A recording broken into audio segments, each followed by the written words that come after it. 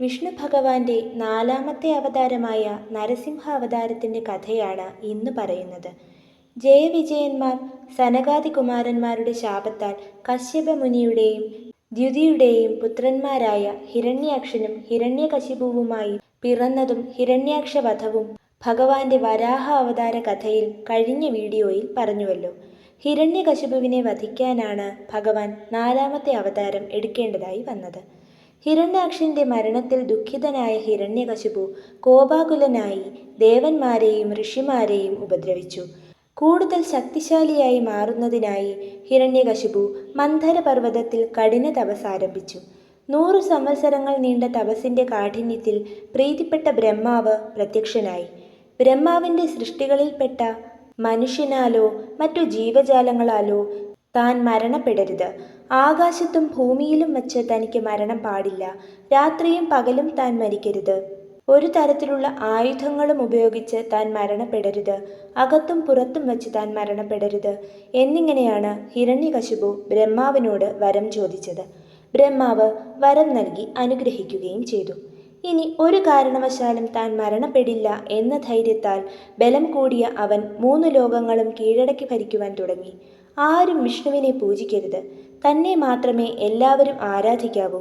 ആരും വിഷ്ണുനാമങ്ങൾ ജപിക്കരുത്.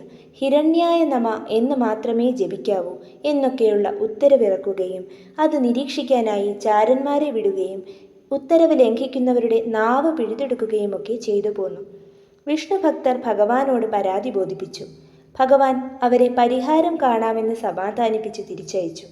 ഹിരണ്യകശിപുവിൻ്റെ 4 മക്കളിൽ ഒരാളായ പ്രഹ്ലാദൻ വലിയ വിഷ്ണുഭക്തനായിരുന്നു. ഹിരണ്യകശിപു തപസ് ചെയ്യാൻ പോകുന്ന സമയത്ത് ഭാര്യ കയാതു പ്രഹ്ലാദനെ ഗർഭം ധരിച്ചിരിക്കുകയായിരുന്നു. ഈ തക്കം നോക്കി അസുരന്മാരെ തോൽപ്പിച്ച ഇന്ദ്രൻ കയാതുവിനെ പിടിച്ചുകൊണ്ടുപോകാൻ ശ്രമിച്ചു. എന്നാൽ നാരദ മഹർഷി ഇന്ദ്രനോട് ചെയ്യുന്നത് തെറ്റാണെന്ന് പറഞ്ഞു മനസ്സിലാക്കുകയും കയാതുവിൻ്റെ ഗർഭത്തിലുള്ള കുഞ്ഞ് അതുല്യനാണെന്ന് പറയുകയും ചെയ്തു. ഇതോടെ ഇന്ദ്രൻ കയാതുവിനോട് മാപ്പപേക്ഷിക്കുകയും വിട്ടയക്കുകയും ചെയ്തു.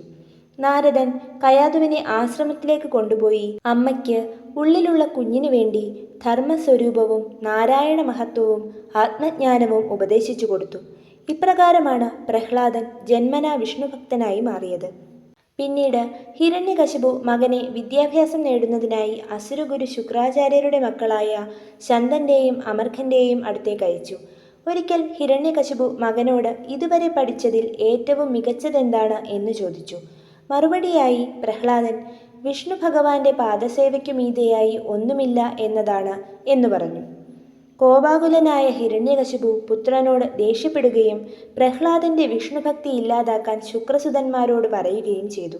എന്നാൽ പ്രഹ്ലാദൻ കൂടുതൽ ഭക്തനാകുകയും സുഹൃത്തുക്കളെ കൂടി ഭക്തരാക്കുകയും ചെയ്തു. അനുസരണയില്ലാത്ത മകനെ കൊന്നുകളയാൻ തീരുമാനിച്ച ഹിരണ്യകശിപു രാക്ഷസന്മാരുടെ കയ്യിൽ വാളുകൾ കൊടുത്ത് പ്രഹ്ലാദനടുത്തേക്ക് അയച്ചു. എന്നാൽ വിഷ്ണുമായയാൽ രാക്ഷസന്മാർ അന്യോന്യം വെട്ടിമരിച്ചു. പിന്നീട് ആനയുടെ കുത്തേറ്റു മരിക്കാൻ കുട്ടിയെ ആനയുടെ മുന്നിലേക്ക് എറിഞ്ഞുകൊടുത്തു. എന്നാൽ ഭഗവത് ലീലയാൽ ആനക്കൊമ്പുകൾ ഒടിഞ്ഞു പോകുകയാണ് ഉണ്ടായത്. ശേഷം അഷ്ടനാഗങ്ങളെ കൊണ്ട് കടുപ്പിക്കാൻ നോക്കിയെങ്കിലും കുട്ടി രക്ഷപ്പെട്ടു. കൈകാലുകൾ ബന്ധിച്ച് കുട്ടിയെ അഗ്നിയിലിട്ടു നോക്കി. എന്നാൽ കുട്ടി കൂടുതൽ തേജസ്സുറ്റതായി മാറി. നാഗപാശത്താൽ കെട്ടി സമുദ്രത്തിനടിയിലേക്ക് എറിഞ്ഞു. പക്ഷേ പാശം പൊട്ടിപ്പോവുകയും വരുണദേവൻ കുട്ടിയെ തിരികെ എത്തിക്കുകയും ചെയ്തു. പിന്നീട് ഭടന്മാരെ കൊണ്ട് ഉയരമുള്ള മലമുകളിൽ നിന്നും കുട്ടിയെ താഴേക്കെറിഞ്ഞു. എന്നാൽ ഭൂമിദേവി കുട്ടിയെ കൈകളിൽ ഏറ്റുവാങ്ങി രക്ഷിച്ചു. ഇതെല്ലാം കൊണ്ട് പ്രഹ്ലാദൻ മരിച്ചില്ലെന്നു മാത്രമല്ല കൂടുതൽ പേർ വിഷ്ണുഭക്തരായി മാറുകയും ചെയ്തു. ക്രോധം പൂണ്ട ഹിരണ്യകശിപു പ്രഹ്ലാദനോട് നിന്റെ ഈശ്വരൻ എവിടെയാണുള്ളതെന്ന് ചോദിച്ചു.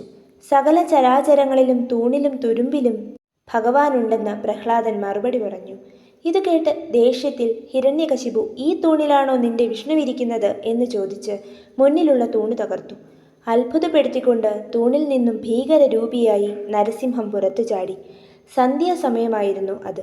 പാതി മനുഷ്യനും ബാക്കി സിംഹവുമായ നരസിംഹമൂർത്തി അകത്തും പുറത്തുമല്ലാതെ വാതിൽപ്പടിയിൽ ആകാശത്തും ഭൂമിയിലുമല്ലാതെ തൻ്റെ മടിയിൽ കിടത്തി മറ്റായുധങ്ങളൊന്നും ഉപയോഗിക്കാതെ തൻ്റെ നഖങ്ങൾ ഉപയോഗിച്ച് ഹിരണ്യകശിപുവിൻ്റെ വയറ് കീറി കുടൽമാലയെടുത്ത് ധരിച്ചു. ഭയാനകമായ ഈ അവസ്ഥയിൽ ക്രോധാകുലനായിരിക്കുന്ന നരസിംഹത്തിനടുത്തേക്ക് ആർക്കും പോകാനായില്ല. ബ്രഹ്മാവും ശിവനും മറ്റു ദേവതകളും ഭഗവാനെ സ്തുതിച്ചെങ്കിലും നരസിംഹം ശാന്തനായില്ല.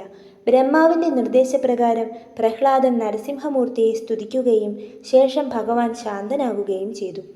പ്രഹ്ലാദനെ ആശ്ലേഷിച്ചനുഗ്രഹിച്ച് അസുര ചക്രവർത്തിയായി വാഴാൻ അനുഗ്രഹം നൽകിയ നരസിംഹമൂർത്തി തിരിച്ച് വിഷ്ണു രൂപത്തിൽ ലയിച്ചു. ഇതാണ് ഭഗവാന്റെ നരസിംഹാവതാരത്തിൻ്റെ കഥ. തൻ്റെ ദ്വാരപാലകരായ ജയവിജയന്മാർക്ക് ശാപമോക്ഷം നൽകുകയും തൻ്റെ ഭക്തനായ പ്രഹ്ലാദനെ രക്ഷിക്കുകയും ദുഷ്ടനിഗ്രഹണം നടത്തി ധർമ്മ സംസ്ഥാപനം നടത്തുകയും ചെയ്ത മഹാവിഷ്ണുവിൻ്റെ നരസിംഹാവതാരത്തിൻ്റെ കഥ ഇഷ്ടമായെങ്കിൽ വീഡിയോ ലൈക്ക് ചെയ്യൂ. ഇത്തരം കൂടുതൽ കഥകൾക്കായി ചാനൽ സബ്സ്ക്രൈബ് ചെയ്യൂ. നന്ദി, നമസ്കാരം.